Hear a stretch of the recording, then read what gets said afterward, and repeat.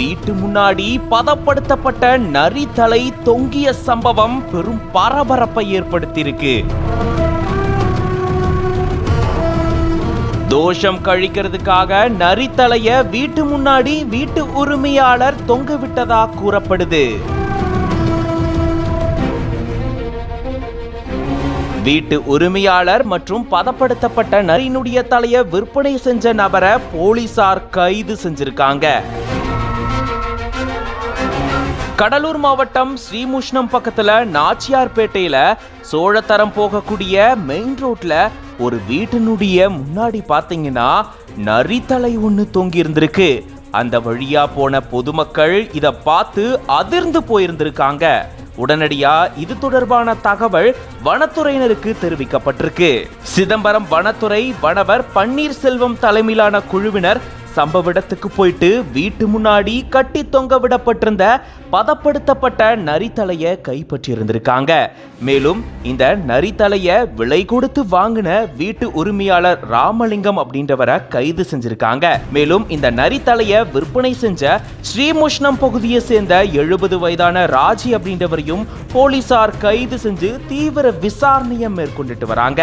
இவங்க இந்த விலங்கை கொலை செஞ்சது உறுதியானா 3 ஆண்டுகள் வரைக்கும் சிறை தண்டனை கிடைக்கும் அப்படின்னும் 50,000 முதல் 2.5 லட்சம் வரைக்கும் அபராதம் விதிக்க வாய்ப்பு இருக்கிறதாகவும் கூறப்படுது.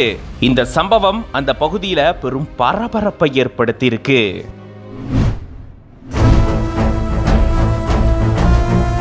திருட்டுலையும் திருட்டு, இது மிகவும் முரட்டு திருட்டு. ஏரியாவுக்குள் திடீரென வந்த இருட்டு, படார் என்று போன கரண்ட், டிரான்ஸ்பார்மரையே கீழே தள்ளிவிட்டு காப்பர்களை மட்டும் களவாடிய பலே கில்லாடிகள். புதுக்கோட்டை மாவட்டம் கந்தர்வக்கோட்டை பக்கத்தில் இருக்கிற வளவம்பட்டி கிராமத்தில் அமைக்கப்பட்டிருந்த 16 கிலோவாட் மின் மாற்றிய மர்ம நபர்கள் சிலர் மின் விநியோகத்தை துண்டிச்சு மின் கம்பத்துல இருந்து கீழே தள்ளி அதுக்கப்புறமா அதுல இருந்த காப்பர் ஒயர்களை திருடிட்டு போயிருக்காங்க. இதனால அந்த பகுதியில் மின் தடை ஏற்பட்டிருக்கு. இதை பார்த்து அதிர்ச்சி அடைஞ்ச அந்த பகுதி மக்கள் மின்துறை அதிகாரிகளுக்கு தகவல் கொடுத்திருக்காங்க. சம்பவ இடத்திற்கு வந்த மின்துறை அதிகாரிகளும் மின் மாற்றி கீழே கிடக்கிறத பார்த்து அதிர்ச்சி அடைஞ்சிருக்காங்க. இது பத்தி ஆதரங்கோட்டை காவல் நிலையத்துல புகாரும் கொடுத்திருக்காங்க. அந்த புகார்ல வளவம்பட்டி கிராமத்துல அமைக்கப்பட்டிருந்த 16 கிலோவாட் மின்மாற்றியை கீழே தள்ளிட்டு மின்மாற்றியின் உட்பகுதியில இருந்த காப்பர் உள்ளிட்ட 56 கிலோ வயர்களை மர்ம நபர்கள் திருடிட்டு போனது தெரிய வந்திருக்கு.